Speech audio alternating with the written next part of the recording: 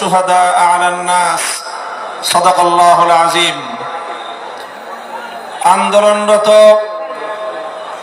৮ দলের আয়োজিত সিলেট বিভাগীয় গণসমাবেশে উপস্থিত সংগ্রামী সভাপতি, উপস্থিত ৮ দলের কেন্দ্রীয় নেতৃবৃন্দ, সমবেত শাহজালালের পুণ্যভূমি সিলেট বিভাগের বিভিন্ন প্রান্ত থেকে জুলুম নির্যাতনের শিকার হয়েছে এদেশের ইসলামপন্থী রাজনৈতিক নেতৃবৃন্দ এবং রাজনৈতিক কর্মীরা।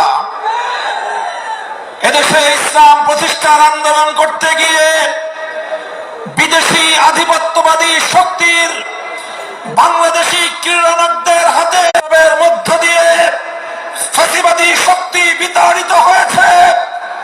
বাংলাদেশ বিরোধী বিদেশি আধিপত্যবাদী শক্তি তারা আবার বাংলাদেশে নতুন আরেক শক্তির ঘাড়ে সওয়ার হওয়ার অপচেষ্টা চালাচ্ছে।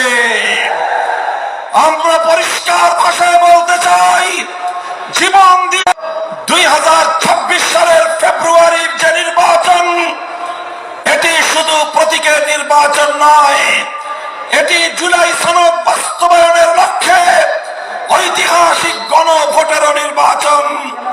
তাই ৮ দলের নেতা কর্মী আপনারা প্রতি ঘরে ঘরে বিগত সময়ে বছরের পর বছর এক দল শাসন করেছে, আগামীতেও বছরের পর বছর অন্য কেউ এক দলীয় শাসন ব্যবস্থা কায়েম করার মধ্য দিয়ে বাংলার সম্পদ লুটপাট করবে, মানুষের রাজনৈতিক অধিকার তারা খর্ব করবে।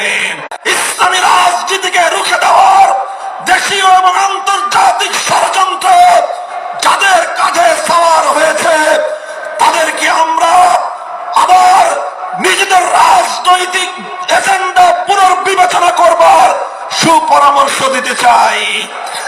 আমরা ইনশাআল্লাহ সমমনা ইসলাম কেউ যদি আগামী নির্বাচন মঞ্চ